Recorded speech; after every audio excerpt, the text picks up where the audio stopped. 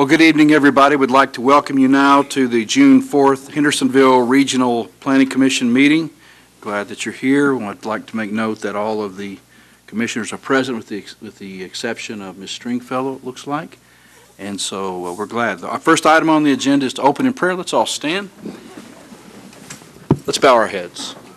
Lord, we come before you tonight with thanksgiving in our hearts for this great city of Hendersonville. We pray this evening that you would give us wisdom, that you would give us composure, and Lord, more than anything, that you would let your grace be extended to us. We thank you for your mercy. We thank you for all the citizens and the blessings that you've given to this city. Now bless us this evening. In Jesus' name, amen. Amen. Praise the Lord. All right, tonight we're going to look at the public hearings. We have two. And the first one is a request by SS Land Investment LLC to approve a revised final development plan for Saundersville Station, Phase 8, to revise the layout of Phase 8. This property is located to the east of Saundersville Road, south of Lower Station Camp Road, as identified on Sumner County Property Tax Map 137, parcels 046 and 046.02. And it looks like that we have two signed up for the hearing, and so if you are signed up, Natasha, I think that's Brittany, if you will step up to the podium and you may speak. Thank you very much. If you'll just introduce yourself. Sure. I'm Natasha Buttry. I live at 131. Buttry, I'm sorry. Yeah, it's okay. We're accustomed to it. I wouldn't take the man's last name for a while until I knew it was going to stick for that very reason. Very good. Yeah, my family and I moved to 131 Tomorrow's Way. It'll be a year ago. In fact, today actually was our move-in date.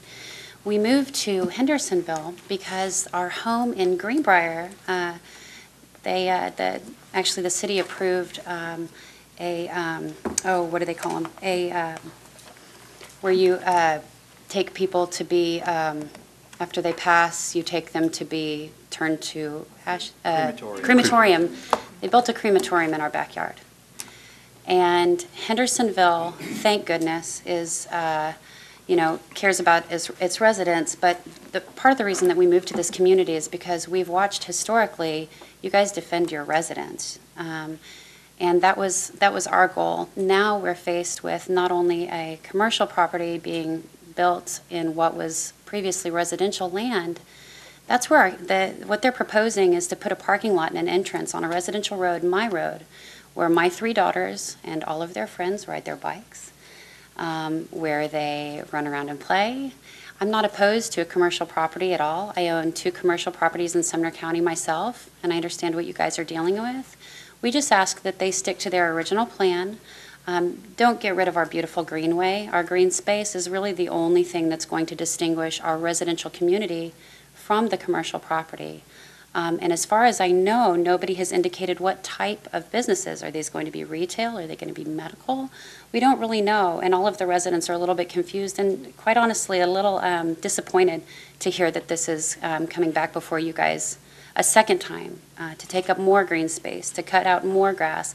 And I'm curious if the folks who are doing this project, if they're aware of the blasting that we deal with.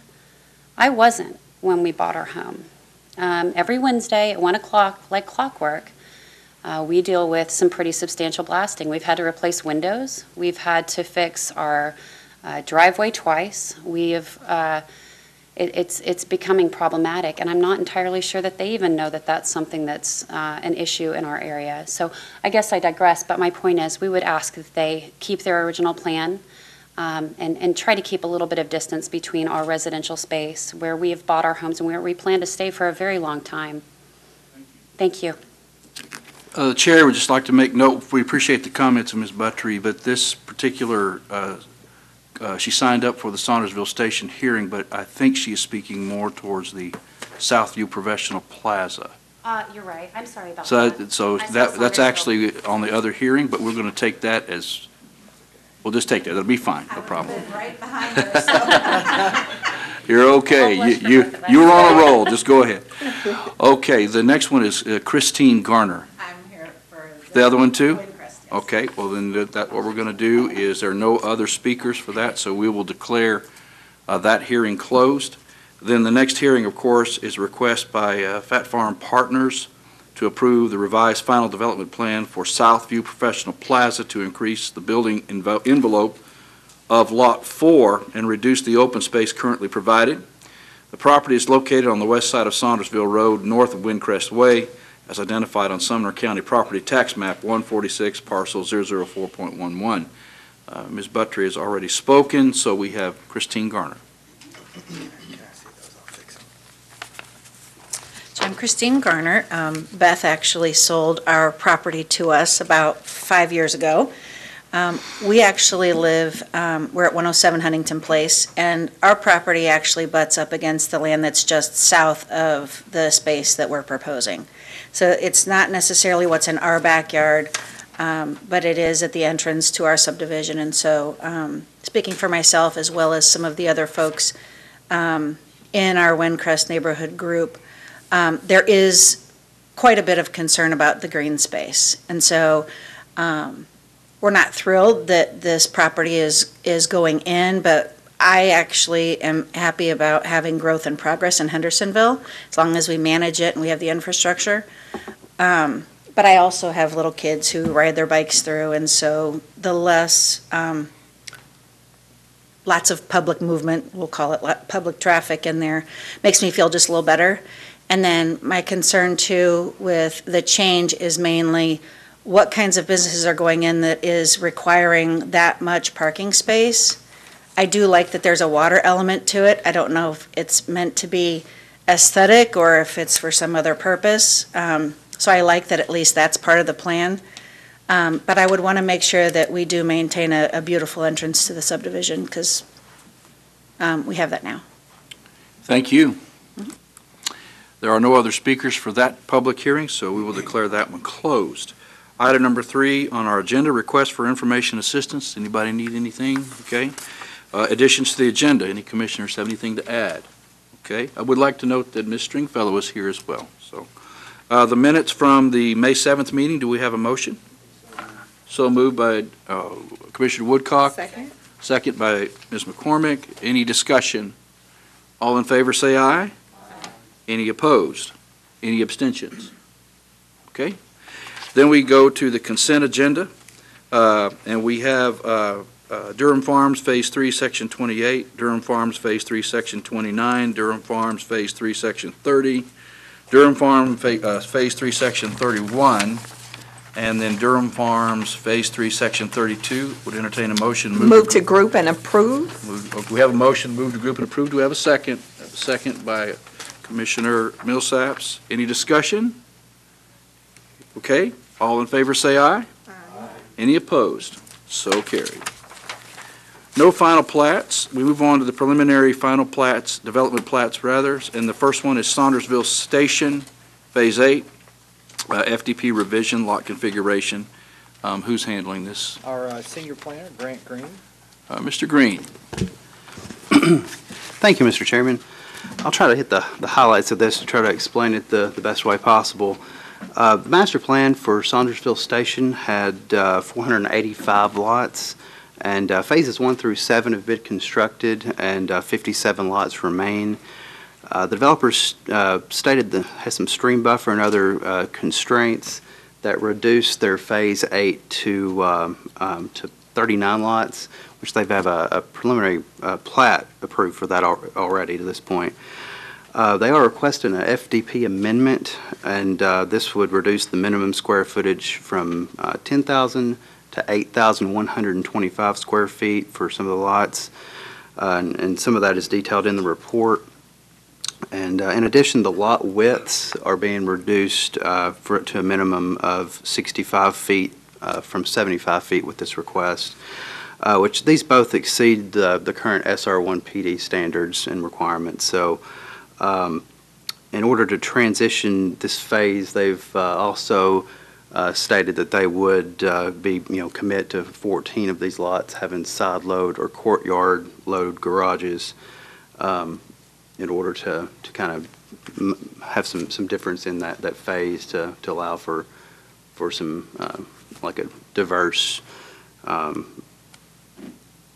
look in that section. So basically that will, that kind of shows the drone footage previously you saw, and that gives a really good look of that. And there's three different connections from the different phases, one from Winbrook to the south, and the other phases of Saundersville Station.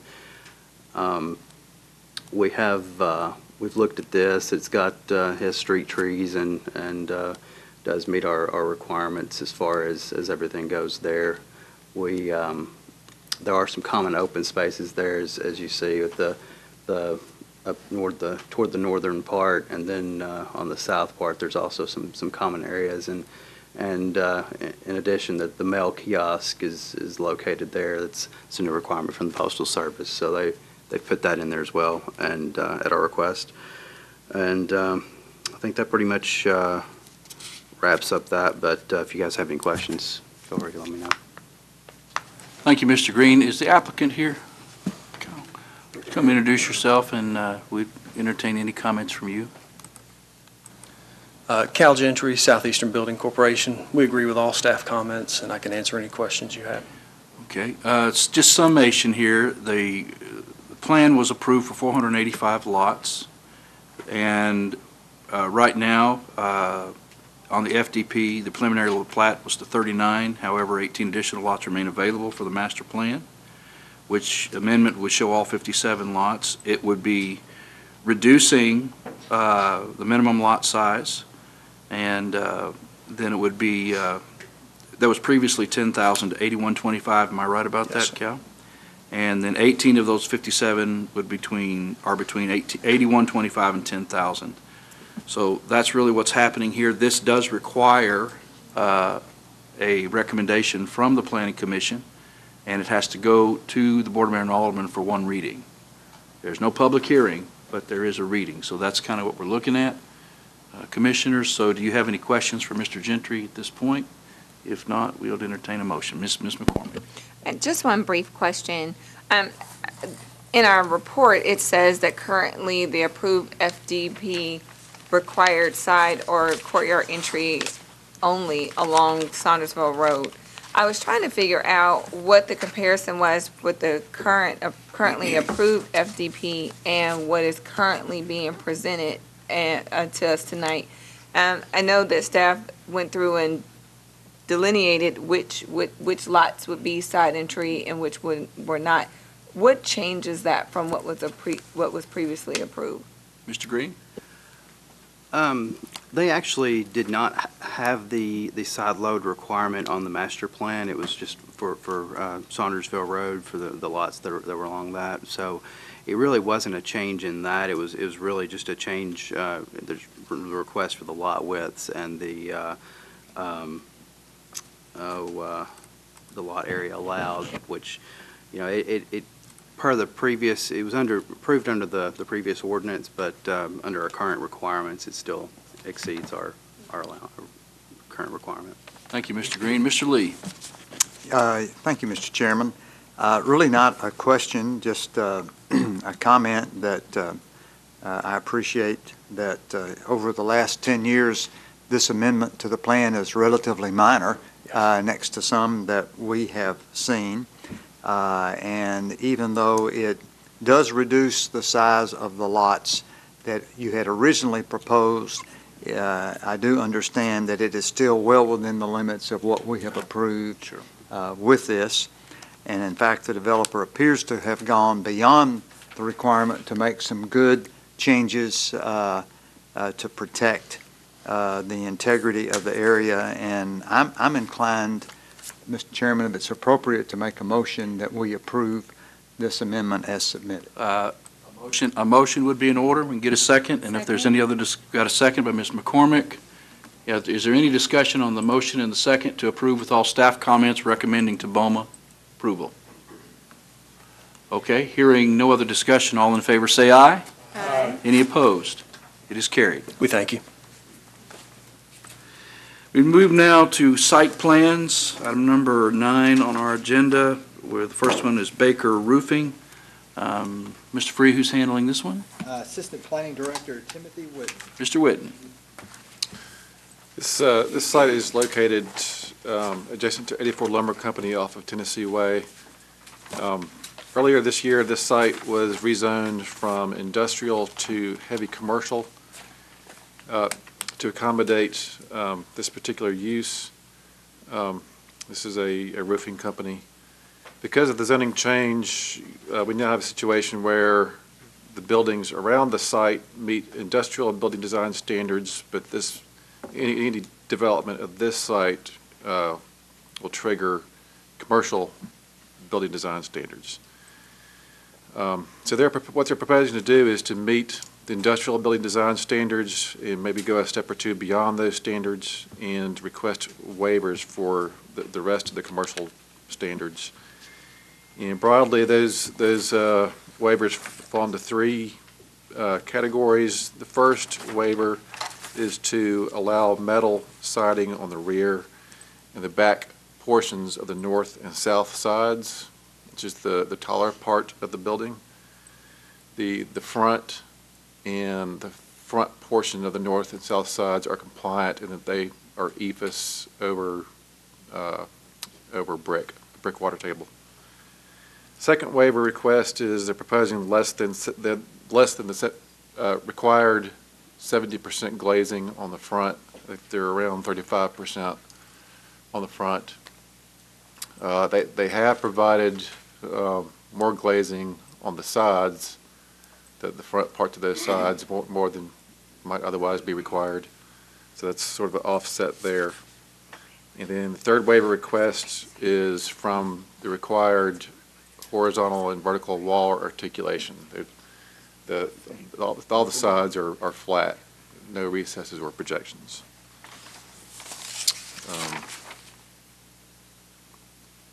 They have agreed to all staff comments. That's all I've got.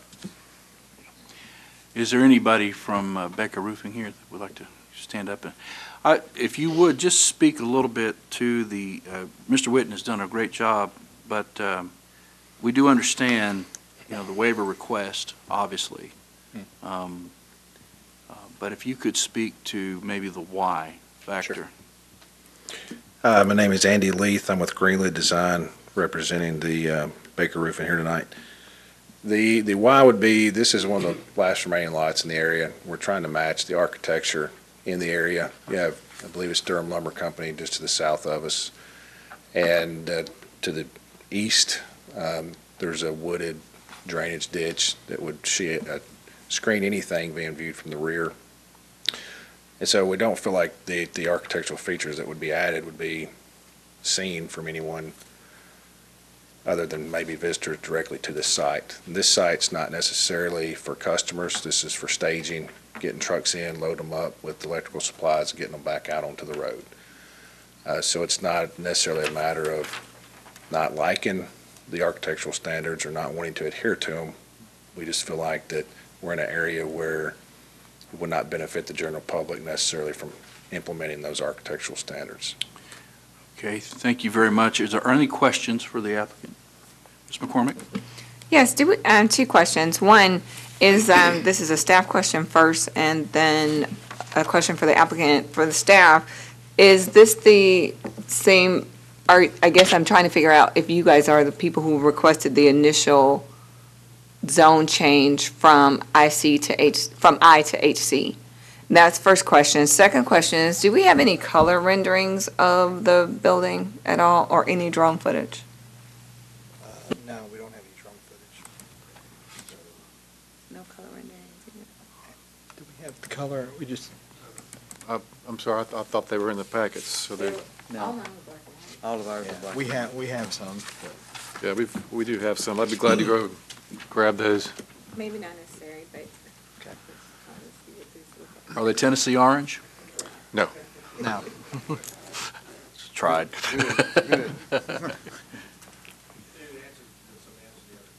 I do believe that we were the ones, our end client was the one that requested the initial rezone. Yes, ma'am. Okay, any more questions? Okay, I hear no questions. the motion we need here is to approve with all staff comments, which would grant the waivers as well, the 3 waivers which are mentioned on your staff report. Do I have a motion? I'll make the motion. Mr. Hardwick makes the motion, Ms. Stringfellow seconds. Any more discussion? Oh, Mr. Lee, did I jump the gun on you? No, I was just going to offer a motion as well.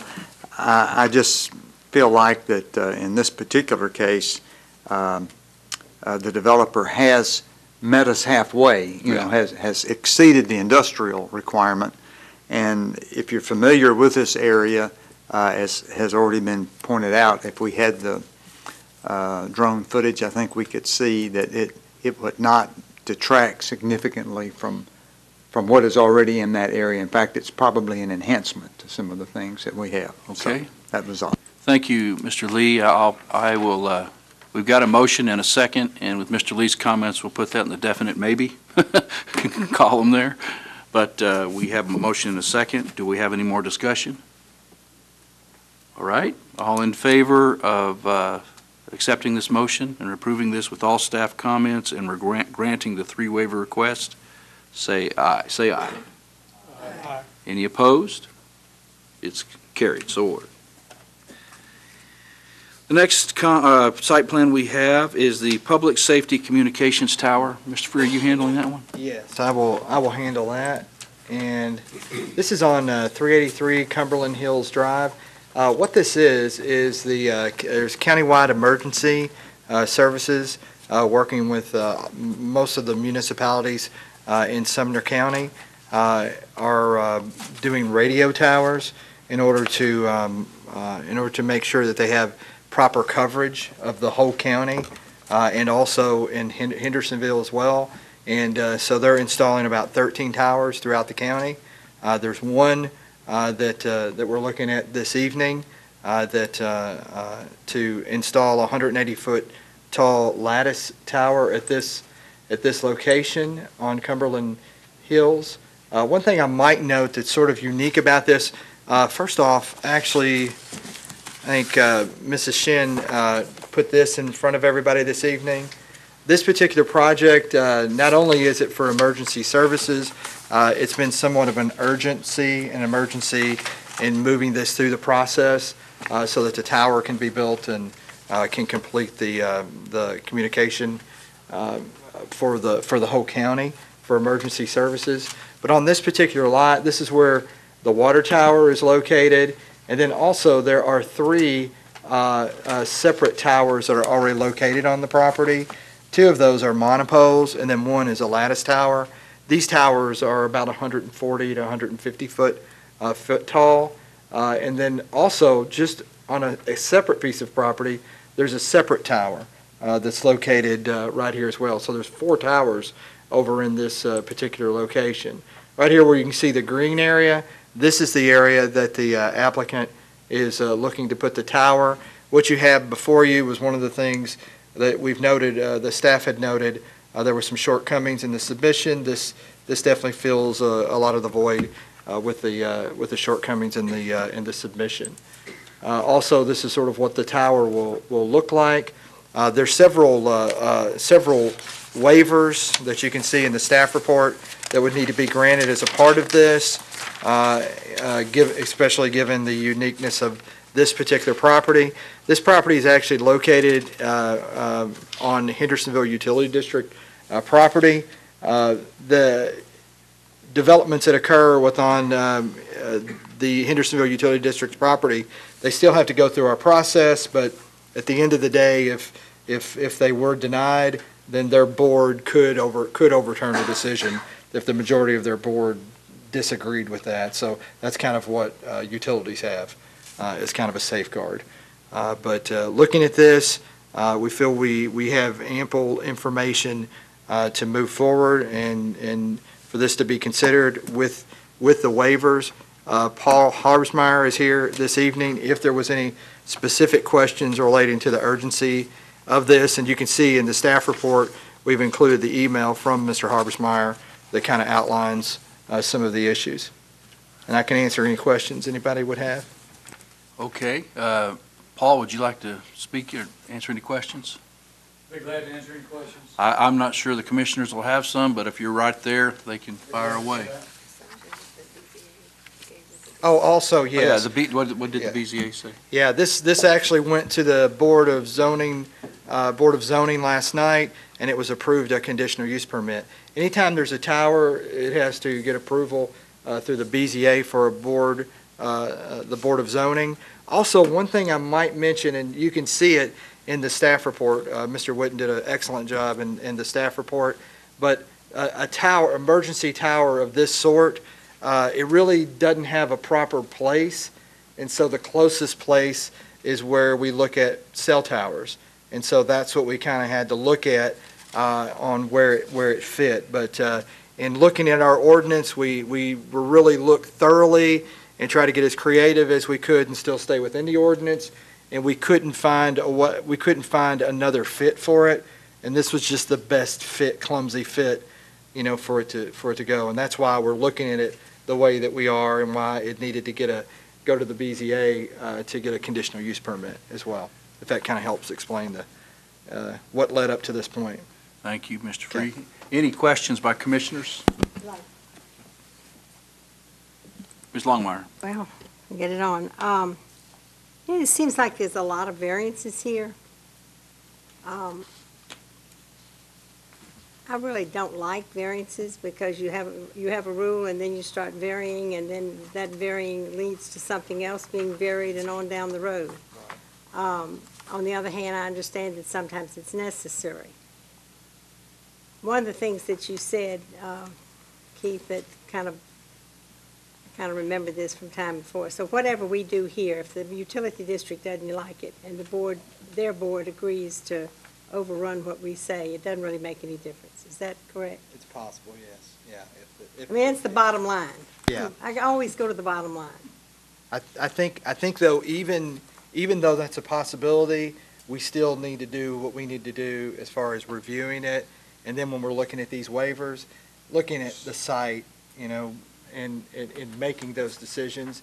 And it's very possible the waivers, if the commission grants them this evening, even not just because it's an emergency tower for public service, but if it was on a different site that didn't already have all these other towers on it, it's very possible, it's understandable that the Planning Commission may look at it completely different. So there are some unique things about this site that if the waivers were granted that are unique to this site that wouldn't be unique to other sites that didn't have a water tower and 3 towers already on the property and on an adjacent property, another tower. Maybe you can't explain this to me, but it says the tower must be monopole, and then this is lattice, but in your description, you said there was already one there that had lattice. That's correct, and that's one of those other So since mitigating we did it issues one to time, we should consider. do it another. Is that the idea? Well, it's just to consider, just to consider that, but that would be each planning commissioner's decision on, how you would see that. But I don't know that would necessarily be just because there's one on there to grant another. I don't know that would be enough. Do you know the reasoning why Mr. a lattice Paul? pole is proposed as opposed to the monopole? If I understand the question, why is the proposal for a lattice? That's the site design that the engineer developed to handle that type of structure with the amount of wind load on the tower and the antenna structure without getting too far in the weeds. That's my understanding, that particular tower design was developed or selected. The other thing I wanted, do you know, the tower height is supposed to be limited to 150, and yours is 180, or any of the other towers on this property 180? No, ma'am, they're not. And that height was selected because of the engineer design to connect with the other sites. This is what they call a microwave loop link network system, so all the sites have to be able to communicate with each other. And the existing tower that's up there is just not tall enough, so we had to go up a few additional feet to make sure they were able to communicate with each other. It's a redundant system that is able to communicate with each other. Should one system fail, this tower will be able to see the other towers.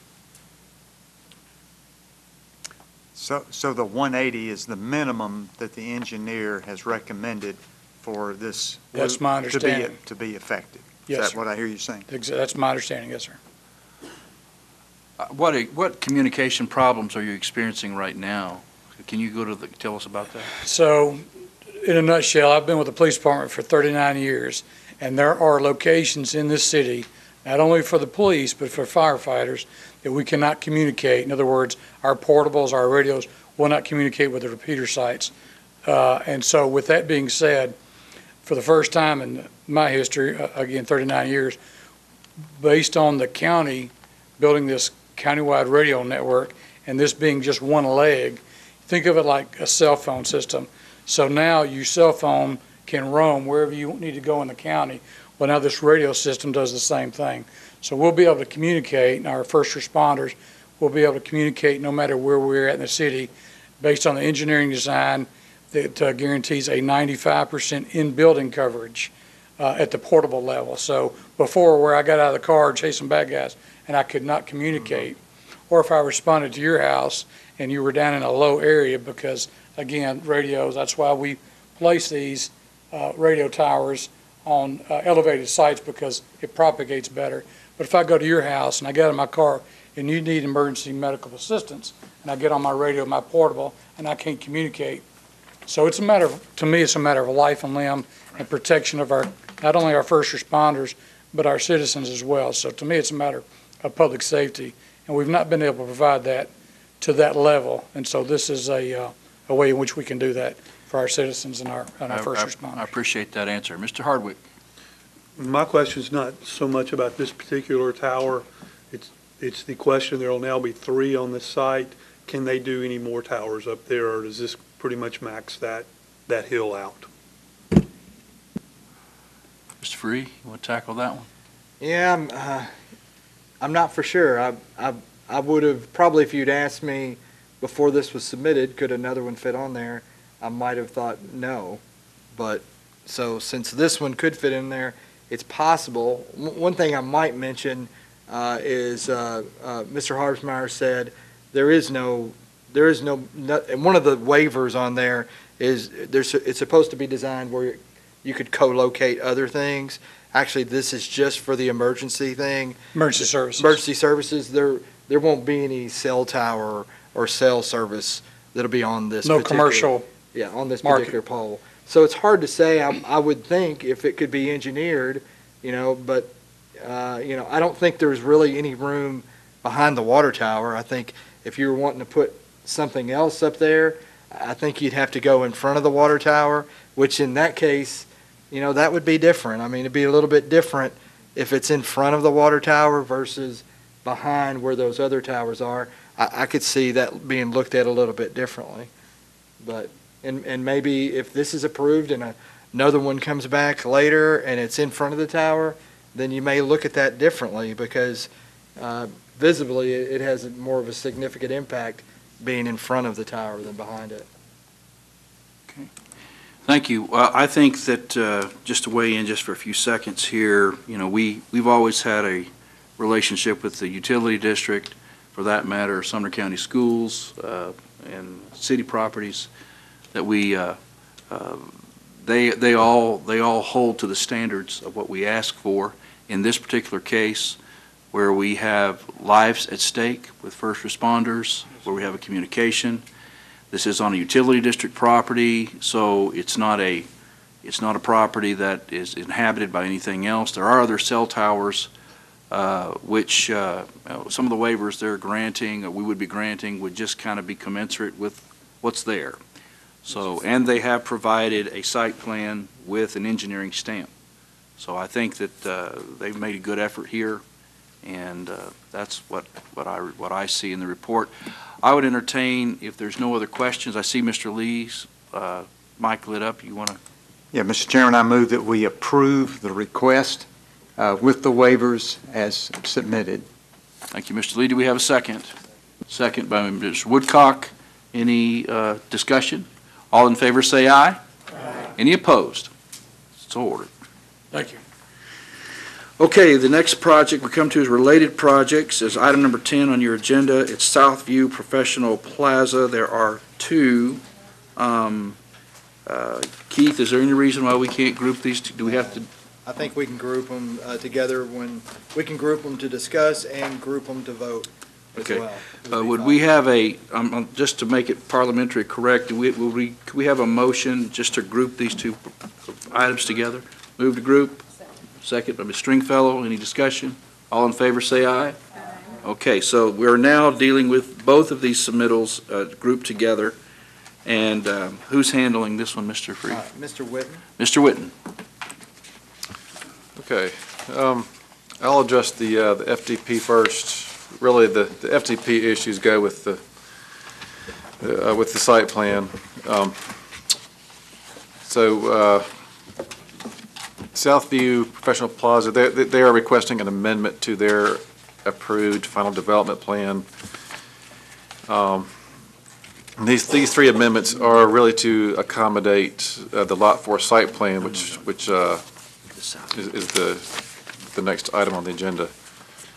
To the first, I'll just go through these really quickly. The first amendment is to add a parking lot on the side adjacent to Tamaris Way for 26 spaces. And because of the grades, this parking lot would end up being about 9 or 10 feet above the street grade. And so it will require a retaining wall around most of it. There will also be a detention pond on the west end of that parking lot adjacent to that first house there as part of the residential subdivision.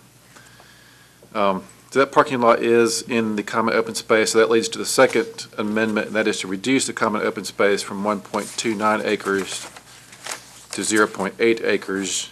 You can see visually the reduction there in red on the screen.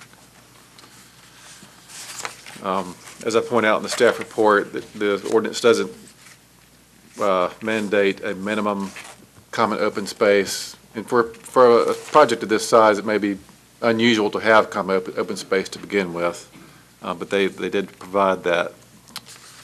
The third amendment has to do with the building architecture. So with the FDP, building height, they're okay. The allowed building height is 35 feet. This two-story building that they're proposing, as I understand it, is within that 35-foot requirement. However, the approved FDP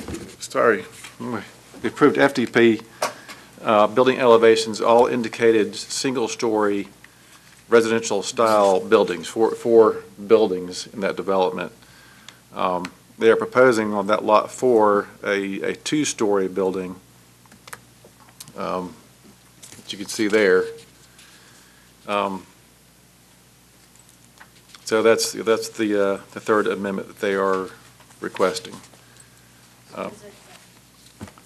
Okay, is anybody from the applicant here?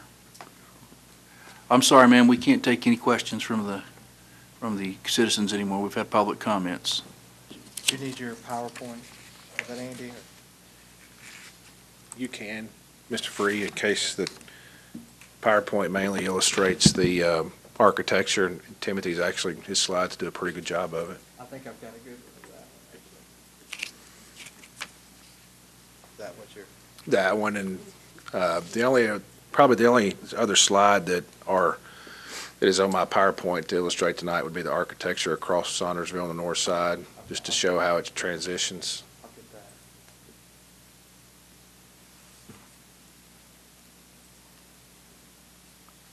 And I can go through this pretty quickly, and then we can go back to Timothy's slides. All right, good evening. My name's Andy Leith with Greenwood Design, representing Fat Farm Partners. Tonight, I want to introduce the project and tell you how we got from point A to point B, to explain that a little bit, maybe to address some of the public comments, and then introduce to you the representative of the end user of Lot 4. In case you have any questions, you might want to ask him. So sometime back in early 2018, when Fat Farm approached this body and the BOMA with the rezone, they had one end user in mind, and that was a law firm, elder care law firm that's going on Lot 1 that's soon to be under construction, hopefully very soon. And that was the architecture that we put in front of you, the only architecture that we knew of. Fast forward a little bit, and Fat Farm is getting their project off the ground, doing their marketing. They have found another potential tenant. And so this is not conceptual. This is reality, what we're putting in front of you tonight, hence the site plan that we're going to address hopefully in a few minutes as well. The architecture for that end user is what you all see right here with this all brick building, the 2 stories. The reason that we went to 2 stories is really the topography of the site, and the footprint that we were showing with the original FDP has actually shrunk by about 2,500 square foot. So this footprint's just right at 5,000 square foot as opposed to 7,500 square foot. This was the original concept on the FDP. This is not the approved architecture with Lot 1, but this was the conceptual. So you can see the difference going back and forth, what they look like. And then opposed to what's going to go across the street, which is your modern current architecture for retail centers and things like that. We still feel like we're providing that soft buffer between residential and the heavy commercial with the architect, going back and forth here. So the other issue to contend with tonight would be the retaining wall. And again, the retaining walls have become a necessity because of the topography of the site and working within the requirements of the city of Hendersonville and their grade in the parking lots. So right now, that explains how we got from point A to point B. The reason why we are coming back to you with an amendment is all because we did not have the second end user in mind. But it's real, it's tangible tonight. They're ready to pull the trigger on building here in Hendersonville, and this is the architecture that they're trying to go with and asking your permission. Right now, we have no end users in mind for Lot 2 or Lot 3, or none that I'm aware of, or else we would be taking care of that at the same time. So I would like to introduce the end user of Lot 4 if he would like to join me here at the podium. And then I'll entertain any questions you might have, but while he's coming here, Timothy and Mr. Free are right. We have full agreement with all comments with the exception of the architecture and the retaining wall. And it's the exact same comments on the site plan. So if this body okays the architecture and the retaining wall, or we work that out with the FDP, then we therefore have no issues with the site plan. This is Mr. Evans. I'll let him introduce himself again and tell you a little bit about their project. Thank you. I'm John Evans. I've lived here in Hendersonville for about 26 years now. I moved to Hendersonville because of an insurance program that started in 1986. It was started by Arthur J. Gallagher Company and later managed by my company. I'm the program manager for Tennessee Risk Management Trust, which insures 102 school systems in Tennessee, 35 county governments, and a number of utility districts and other governmental entities. It transfers in excess of $50 million a year in insurance transactions. It's quite a large company, and it has 18 employees. At this point, they are almost on the approach end of the Nashville airport.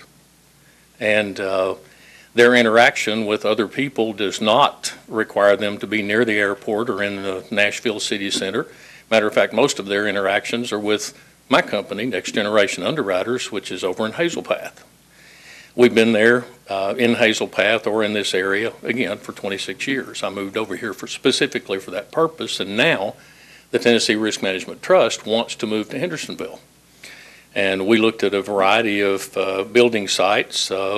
One of them we looked at was over on Anderson Lane, but I think you may remember I wrote you a letter about the change in the zoning over on Anderson Lane, and I don't know that it ever got here, but we changed our mind on that site because of that, because of the increased traffic that it would create. We looked at other sites around town that even trying to bundle up some old property, including the old hardware store, and maybe looking to renew something to make it, to help the city. So anyway, we finally ended up with this piece of property that we're looking at now.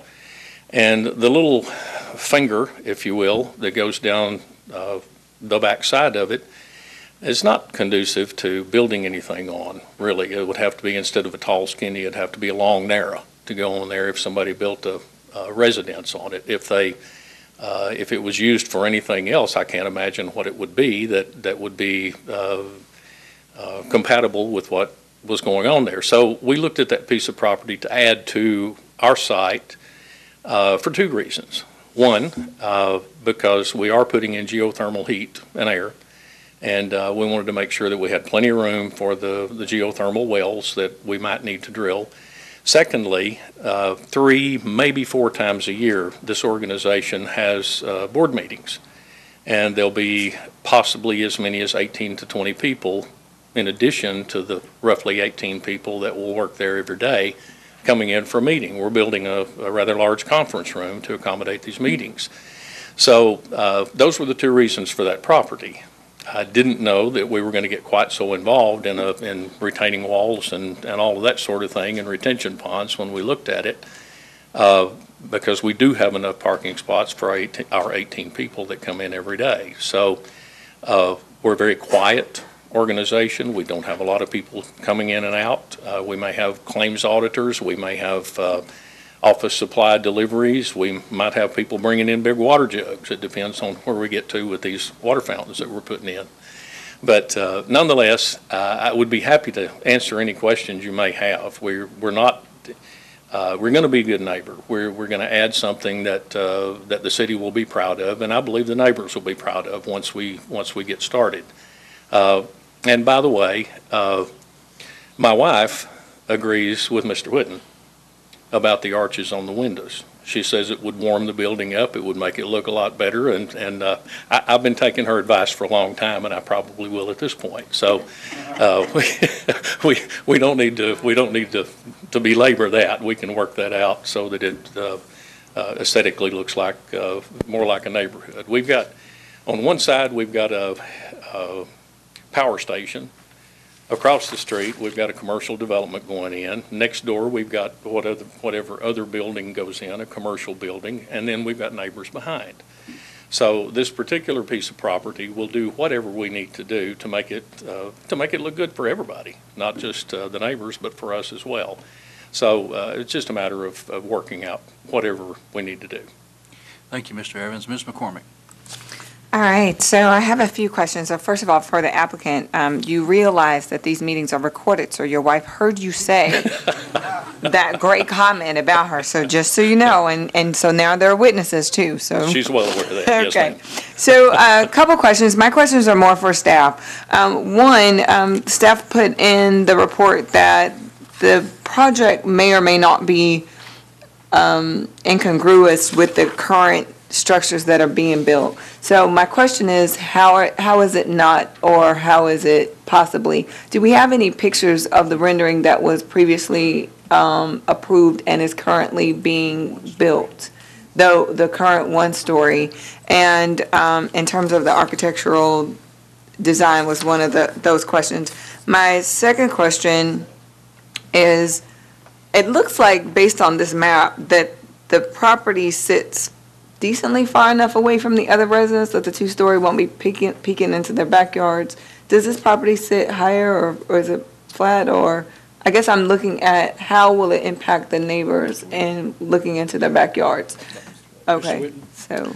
Yeah, so this lot 4 is the highest elevation of the 4 lots. Andy, correct me if I'm wrong. So the ground slopes up along Saundersville Road as you go north from lot 1 to lot 4.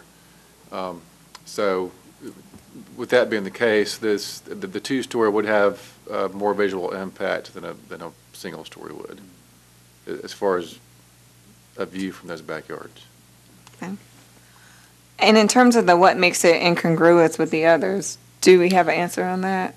Yeah, so if your expectation is that all 4 buildings would be similar to the first one, that elevation that was shown up there, then just looking at the biggest difference is the roof type on the proposed building is standing seam versus asphalt on the original. And then the window types are different, like Mr. Evans was talking about, going from an arched window to more of a flat window. And there's some differences in the building materials. I think the original building's got stone water table. It has a mixture of stone, ephes, stucco. This is predominantly 100% brick. Brick, right. And then some difference. The roof system on the Lot 1 building, which was the original approved, is architectural asphalt shingles, and we are proposing standing seam on Lot 4. So that's quite a difference. It is. And then there's some differences as far as brick detailing and things like that. So Okay. that's in the context of if your expectation is that all 4 of these buildings were going to be more or less the same. Okay. And then my last question is, in terms of the parking lot area, and I thought I heard you say in your report that open space is not required in this plan? That's correct. So, okay. Well, I should clarify. Common open space is not required by the ordinance for commercial plan developments. Okay. This particular plan development, they did propose it, and it was approved with common open space. So based on that, had they come to us from the beginning and never included the open space, that wouldn't have been a violation of anything that we had in place? No, ma'am. No. All right. Thank you. Yes, Mr. Evans, I think you indicated that there were going to be 18 professional employees that would be relocating from Nashville, Yes, sir. and then your operation also will move into this space? No, or sir, we'll You'll stay in where you Hazel are. Path for now. Okay. We've been looking for a place to potentially build another building, but have not decided yet. Okay, and how many employees do you have? We have 15. 15? Yes, Okay. sir. All right.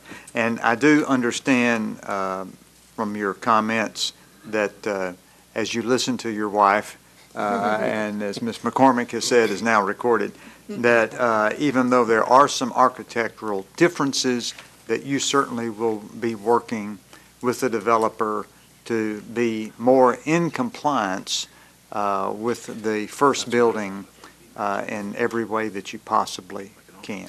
We would be happy to look at ways to dress it up, to warm it up, to make it, maybe use some stones or some other approach Right. rather than just a traditional brick building, all Sure. brick.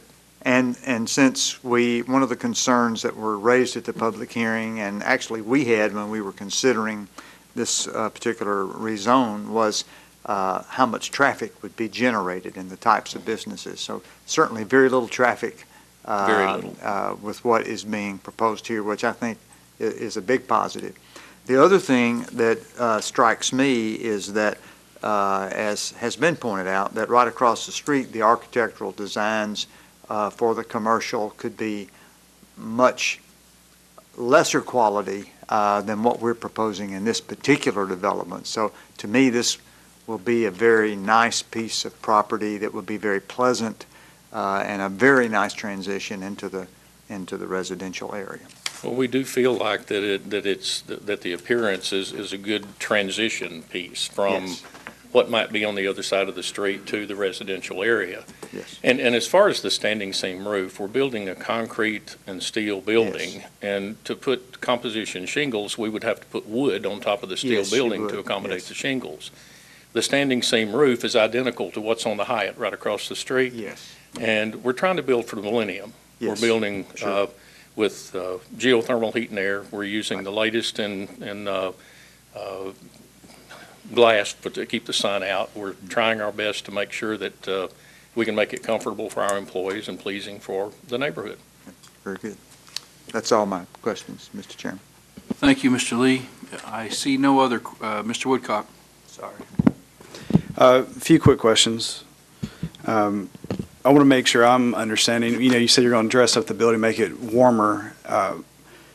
I like the way your building looks. My concern is having 4 completely independent looking structures. Even, so that's my issue, not so much the warmness of the building. The additional parking lot kind of sticks out to me. Are you married to that? Do you have to have it? Would you be willing to remove it, or is that an issue? We can remove it. The bottom line is, again, if we bring in 3 or 4 times a year, an extra 20 automobiles. We either have to go down the street to the 2 or 3 other buildings down below us and flood them, or park on the street, or have someplace to park. It would be largely unused except for those 3 or 4 times a year. And frankly, it's quite expensive just to have an overflow parking lot. Right. So we don't have to have that. It would be. It'd be cheaper to rent a space for your meetings. We've done that, but we built a conference room. But Okay. thanks for your ideas there. Mr. Woodcock? Go ahead. Does that need to be a formal action, or before it goes to general, can planning, staff, get with Well- the developer to remove that? We can do it right here if the applicant's agreeing to that. In our recommendation to BOMA, if they want to lose the parking lot, that we can make that part of the, They need to make a formal motion, or, let's wait for a few moments if there's Okay. more questions. yeah, one more question. How long have you been in business? 30 years, How often do you work on Saturdays? quite often. But no, this group will not work. I work That's what, on I'm Saturdays, sorry, yeah, but you know no, what I this meant. group never works on Saturdays. That's what I needed to hear, thank you. Neither Saturday nor Sunday. I'm very pleased about the removal of the parking lot. I'll be honest with you, that was, to be honest, just to be fessing up to you, when we approved this, it was a leap in some ways. Although in good planning, office buildings complement as a buffer between residential and commercial. It just does. Because of the neighborhood, the higher-end neighborhood that's behind that, and because of the nature of the land, we approved those 4 office buildings, which I was very much for, because I thought it would look really well. So when I saw this, I was a little bit taken back a little bit about the nature of the building, and especially about the parking lot that would have sat 9 feet above grade. To liken that, we've got a location in town that has a retaining wall that's much higher than 9 feet by Sam's. And it's beautiful to look at, but it's quite expensive, and we've got landscaping all around there, which leads me to the question, if we lose the parking lot, will we keep the trees back there? As far as I'm concerned, if we don't do the parking lot, we'll leave it as is. We have purchased that piece of property. We will maintain that piece of property, and we'll see how it works. At some point, we might come back and say, hey, can we put a couple loads of gravel out there for overflow parking or something like that? But we've got plenty of parking for the people that will be there every day. Okay, so with that, of course, comment number 2, if they're going to make this concession, Commissioner Woodcock, that's comment number 2 is going to kind of go away. And comment number 5, clarifying the building elevations. Clarify that the building elevations for the 2-story building correspond to the lot for building. Yeah, I believe that's I believe they did not intend to correct me if I'm wrong, Andy. I think y'all did not mean to object to number 5. I think you meant to object to number 6, which is revise the lot 4 building architecture to match the other buildings of the planned development. Because lot number 5 is just basically putting a note on the plan that the 2-story elevations correspond to lot 4. You are correct. Our objections were to comment number 2 and comment number 6. On the site plan. On the FDP. FDP 2, yeah. That's the FDP. Number 2 and I've got number 2 and 5 here, but it might be number 6. 2 and 6 on the FDP, and it was essentially comment number 5 on the site plan, which is really the same comment as number 2 on the FDP. Right. And then within the staff comments on the site plan, they made note that whatever this body does as far as architectural are concerned will dictate what happens on the site plan. Okay. So with that, Mr. I've got a Hardwick? couple of questions. Okay. Before we totally throw the parking lot away, what is the parking ratio for the building now with that gone? It's Somebody needs to tell me if we're gonna have enough parking, and we don't kill his whole deal. Well, without the site plan being right in front of me, we had adequate parking for our square footage. This overflow parking was strictly their request Okay. for their corporate meetings. So we're still gonna have 4 to 5 spaces per 1,000? Yes, whatever and I'm speaking, whatever the requirement is for the city, that's what we've met with the main development. Okay, just because the city requirement's one thing doesn't mean that's enough parking for that particular business, so. And I understand. And then not having a retention pond, how's that gonna affect drainage with It's- water going down that hill to all those homes? Well, it'll actually still make it better because our parking lot is catching the water. And Okay. it will divert it to the detention pond. The only reason we So had the detention pond will stay then? No, so the detention pond and that finger will go away because Yeah, we'll use Just our for the curb. parking lot, the detention pond. We'll use our parking lot and our curb and gutter to divert the water to the existing detention ponds. Okay. And the only thing that will be draining down toward the residents will be whatever hits the grass. Okay, that's all I had. Thank you, Mr. Hardwick. Mr. Lee? Yeah, the only concern I have if we eliminate the parking lot, I don't want to see a situation where we're going to have people parking on the road in the residential area and certainly not on that main thoroughfare.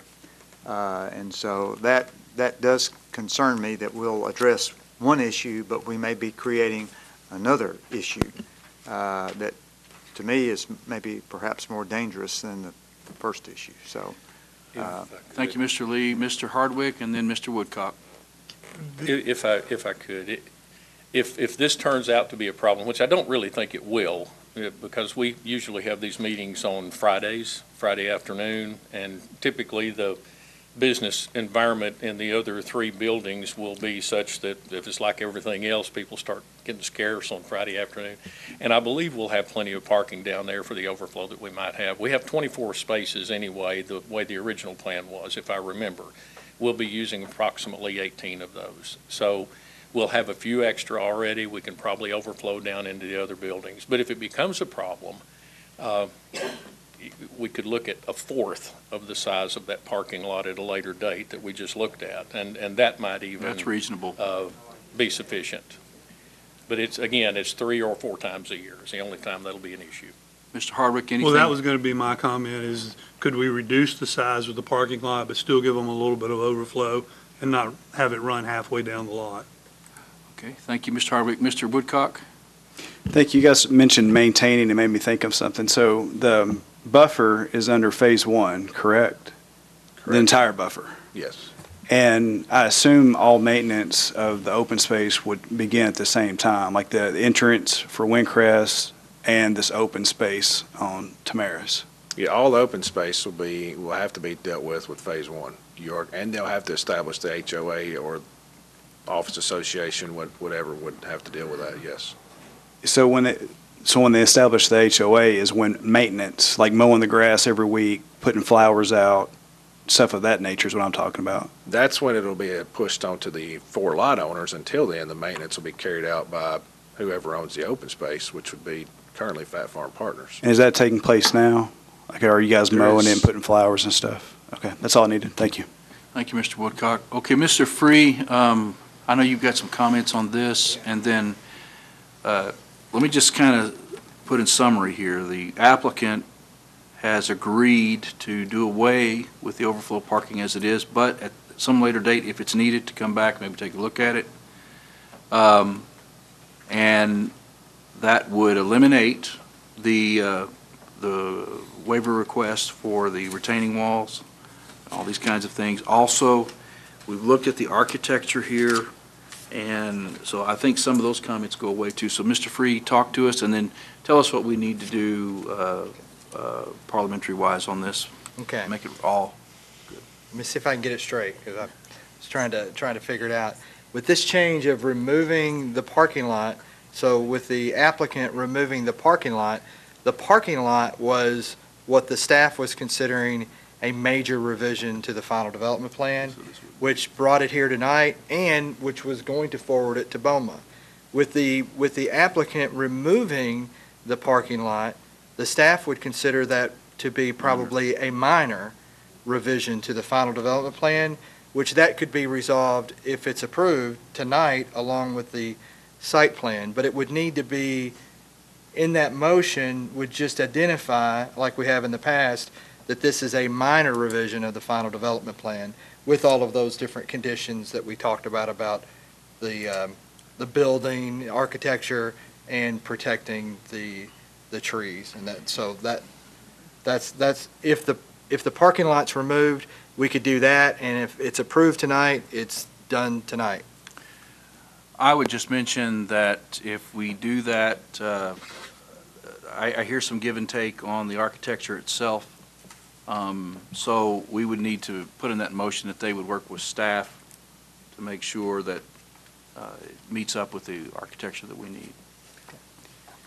If I could, the architecture, I'm sure that we can get together and do the architecture like we need to as far as the walls.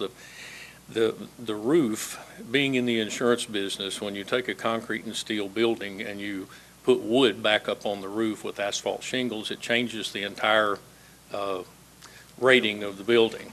And we did go with concrete and steel rather than the stick and brick to try to get to a certain fire rating and a certain point that professionally we would like to get to. So I would sincerely appreciate it if we could keep the standing seam aluminum roof. All right, Mr. Lee. Mr. Chairman, I would move that we consider this a minor revision with the architectural concerns as discussed, that the parking lot be removed, but a smaller lot could be brought back from this group at a later time, and that this will enable 18 professional employees to begin working even a little bit sooner in the, as our mayor would say, the exceptional city of Hendersonville. Mr. Altizer seconds the motion. Do we have any discussion? Mr. Woodcock. Am I correct that the last two buildings would come back under the same situation, and we'd have to prove each of the remaining two lots?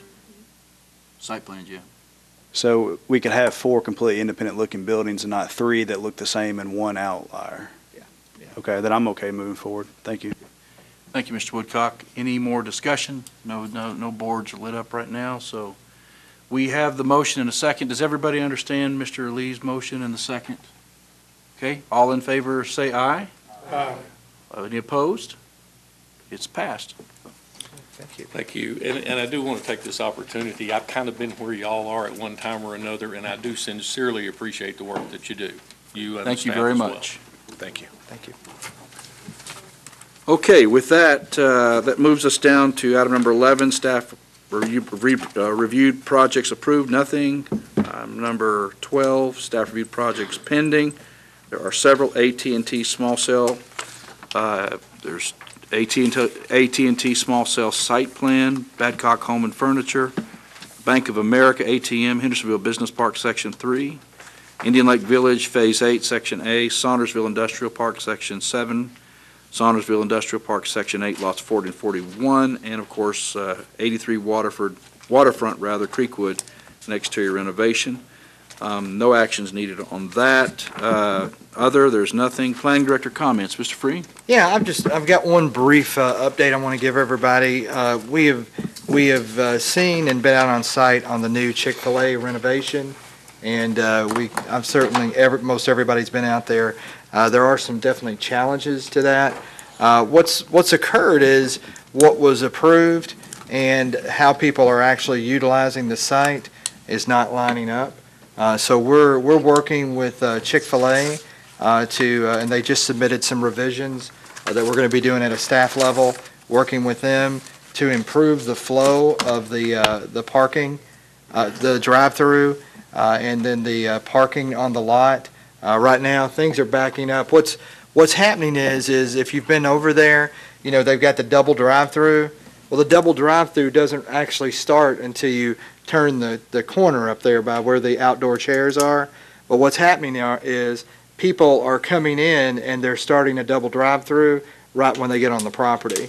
So some changes are going to be made that will delineate where that lane is so that you can't just cross over at any time. And that'll allow for the flow of traffic where people are going to go and park, will allow them to go up on the property. So we're working on several things right now, And I just kind of wanted to give that update to folks.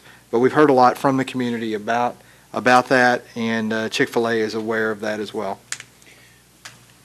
Thank you, Mr. Free. Do we have a motion, Mr. Millsaps? Mr. Chairman, I move that we stand in adjournment to the call of the chair. We have a motion to adjourn. Do I have a second? Second. Got a second? We are adjourned.